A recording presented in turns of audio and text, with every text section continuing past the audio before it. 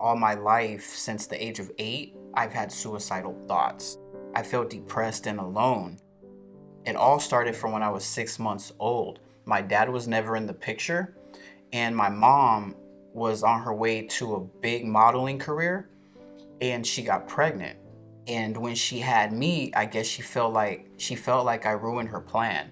So she tossed me in the local neighborhood dumpster.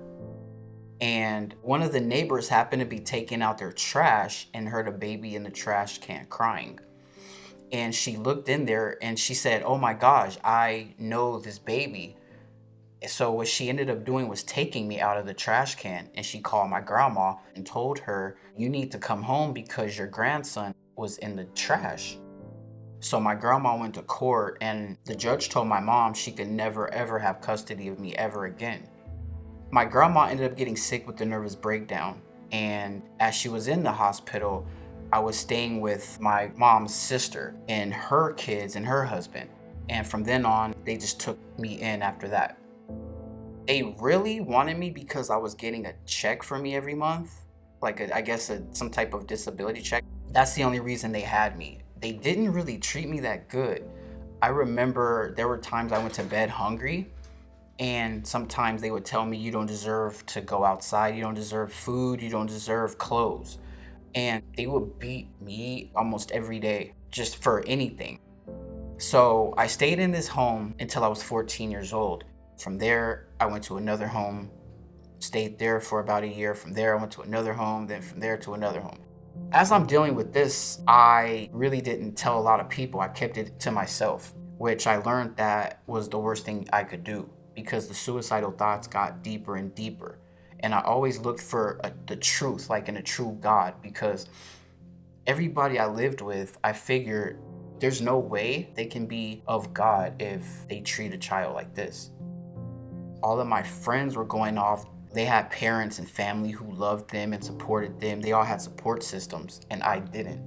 So it was just me. So I seen them with their first cars and their new houses and apartments, and I always felt behind and I felt like a failure. So I really didn't have anybody to confide in. The churches I went to, they were just like the people I lived with, and they always told me, "Don't question God." God was my only hope. But I was just taught if you sin, you go to hell. That's it. And I felt like God didn't love me enough to give me a break like he gave other people breaks in life. So at this point, I say about the age of 22, 23, I figured I'm just going to get out of here myself, and I don't care what happens because God doesn't love me anyway. That's when I started planning my suicide. A couple months went by and I was making peace with everybody, like on social media, and calling people and telling them that, I love them, and, I'm sorry I couldn't be enough. And one day I seen a train passing by the train tracks, and I said, well, what I'm gonna do is jump in front of this train. So now I need to figure out what time these trains come every day. And when I actually got the courage to do that, I was with a friend and we were having a bad argument. I kind of just said, "I'm out of here," and I just left. And so I was walking, and as I got close to this train track, I hear their car and they say, get in the car." So I got in the car and I said, "Man, my thought was my plan is ruined now."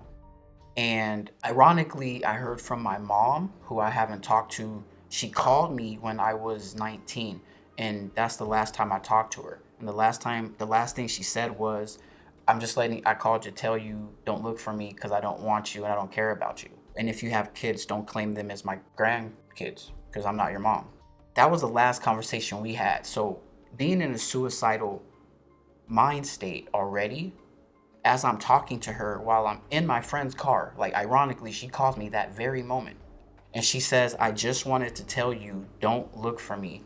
I don't want you. I don't care about you. I'm not your mother." So I said, "Well, F you, you never were." And then I rolled down the window and tossed out my phone. I threw it out.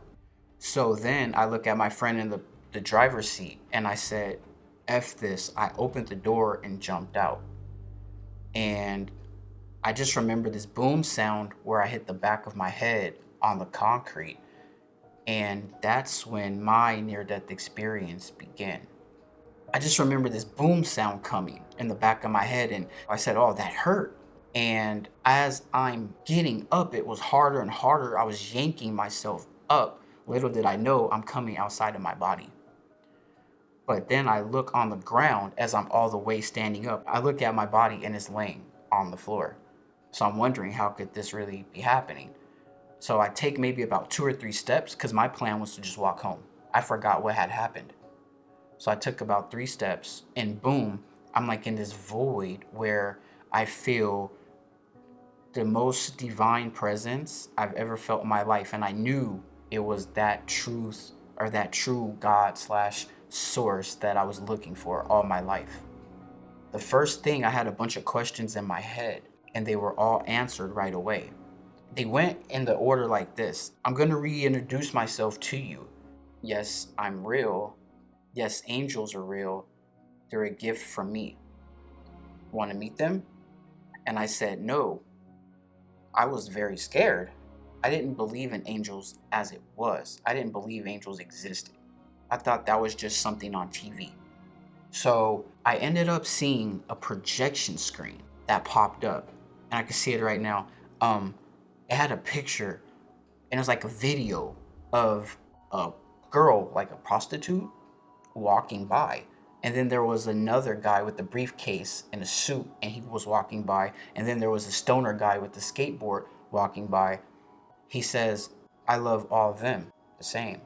Then I also seen another guy. It looked like he was walking out of a bank, and he was dragging his son by his neck. He had a hold of his neck, and he was just dragging him because he was angry. And then the next thing that the source said was, I don't like that. It wasn't in a judging kind of way. It was just more like, I don't like that. And then I asked him, I said, well, how am I supposed to and mind you, it's not audible words. These are all telepathic thoughts. So I felt the emotion in the words and I heard them in my head, like as clear as day. So I said, well, how am I supposed to explain you if I'm going to go back to Earth? Because I felt the most love I've ever felt in my life. And I knew I was not here. The next thing he says was, I will go to the end of the world so everyone is with me. And after that, I just felt him. I didn't see his face. I didn't see his figure, his shadow, or anything like that. But I felt him get on a knee and give me a hug. And it was like the biggest, I felt real arms around me. And I was wondering, can I just go with you now? Like, I don't really want to go back where I was. I felt so much love. And I said, well, let me get perfect. I don't deserve to be in your presence right now. Let me go back and live, get perfect, and come back. He's saying, no, I love you how you are now. I was thinking the whole entire time, what am I supposed to tell people? They're not going to believe me. They're going to doubt me. They're going to think I'm crazy, like a real life crazy person. But then that's when he says, go and tell everyone that I love them. Next thing you know, I'm up in the air. I see this big cloud that was in a circle shape. If I were to cross that, I would probably have went to like heaven or something like that, or paradise, whatever you may call it.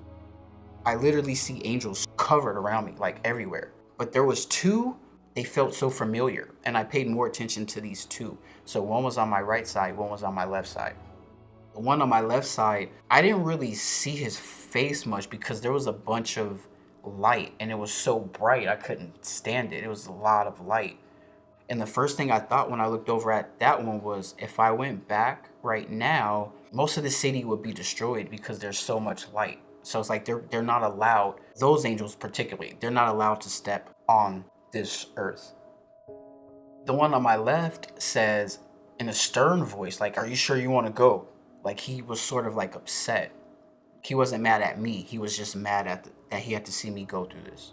And then the one on my right side was very soft spoken. And he says, you have so much to do for so many people. So then I look at the left side and he said, look down. And like a camera, it zooms in to the floor and I see my body there laying on the floor. The paramedics are over me and the friend I was with is over to the left-hand side on her phone. And I'm saying, how can I look all the way down there at my body? I see my literal body laying there. How can I really see myself and the paramedics, but I'm right here with you guys? How does that happen? And they say, because this really does happen. So they said, now, do you want to stay or go? So after hearing the one on my right say, I have so much to do for so many people, I knew I wasn't going to understand it yet, but I just said, you know what? I'm going to go back.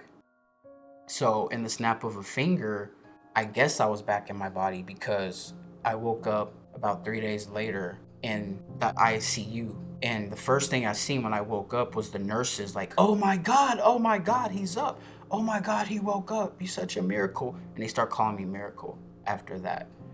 I asked them what happened. Why am I here? And they said, you don't remember anything. And I said, no. They said, you threw up a lot of green stuff. You hemorrhaged, I don't know out of how many bags. We thought for sure you were gone.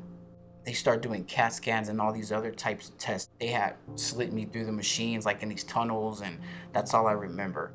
I was in the hospital for about a week. Of course, I couldn't walk. I couldn't talk. I had no idea what the near-death experience was. I've never heard of a near-death experience.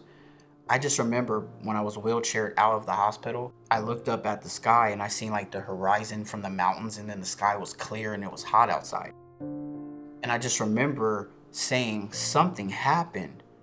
Oh, I left my body. That's what happened. Wow, I felt a bunch of love. And that's the day I stopped being scared of death. I told the person that's the first person I told, the person that I was with. Of course, they didn't believe me, and they said that I'm seeing things and I was hallucinating. So that lonely feeling that I had came back. And it was one day, about 3 months later, I still didn't really have my taste or smell or anything like that. I can barely even walk right. I was still sort of stumbling. And one day I got out of the shower and I almost fell. And I felt my tongue get stuck to the back of my throat. And I just remember almost like passing out. I had this lightheaded feeling. And that's when telepathically I hear those same voices that I heard when I met my angels. And I knew it was them because it felt so familiar. So they said, empty your mind of everything you've ever known, and I'm going to teach you what you need to know. That was the beginning of me realizing that my guardian angels were with me and that they still talk to me. I definitely know the difference when it's them and if it's someone else, because I know that like spirits are real. And if I hear some other type of spirits, I know if it's them or not. They have their own characteristics. It's so many things they can help you with. You can literally talk to them about every single thing in life. So how can someone communicate with them? All I can say is someone has to have an open mind, because they're not just going to come and interfere inside of your mind without permission. So the first step is to have your mind open, and they will communicate somehow. You might hear something in your head. You might hear a song on TV or on the radio that reminded you of someone somewhere. You might be thinking of someone and then they just call you on the phone or send you a text message, and you hear them in your head, but you feel them with your heart. Just with a little practice, you'll get used to it and you'll start seeing the messages a lot easier. And they will communicate with you if you give them the chance to.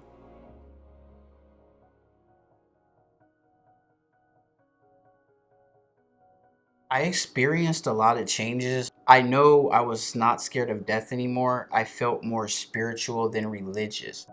Because I do know I felt relief knowing that there is somewhere that you're going to be after you're here. This life isn't it. This is just something we come to experience. So a lot of things changed. I started seeing plants different and animals different. I used to just not care about animals. I'm like, oh, they're just animals. They don't have souls and stuff like that. But I started thinking differently after that. So I seen them as animals, as their own person, like they're their own spirit too. And every plant that I see, I'm like, okay, there plants are spirits too. Like I started seeing everything, the sky and the trees. I started appreciating all like nature, and I didn't before. I started understanding people more instead of Let's say if someone gets me mad really easy, after my experience, I more just understand them more. I try to think about what they're going through in life, maybe something bad that they're going through, just like I was. My employment after my near death experience has changed. I started working with special ed kids. That's become my passion. I love working with those kids. I chose special ed. I feel like they need extra help. And I feel like they're also sort of connected to spirit as well. Something that I will say during that experience, when my angels told me you have a lot to do for so many people, I think that followed me after that because certain things they teach me was being grateful for everything. And also, most importantly, being better every day. And one of the most important things that they told me was to love, spread love everywhere that I can. That's the most important thing because people need love. Even the most angry person needs love in their life. I needed love in my life, and that's what I didn't have. So that's what caused my suicide, was feeling loveless. At a time like this, it's definitely not easy for most people. I do understand why it would be scared to spread love because it's the fear of not getting it back. And you can easily meet someone and you can show them love and they won't show you love back. They'll say something bad or negative to you and they'll just completely just count you out or write you off for showing love. Like, why are you showing me love for? Like, are you stupid? And I think it can also could scare people off. So all I do is share my story with them, my true story, and hope. And that's what I do. I tell them in hopes that it can help them. In my experience, I wished I would have met that person that had hopes. So when I think about suicide now, I feel like you're cheating yourself, so to speak. But like I said, I can't judge because some people just have had enough.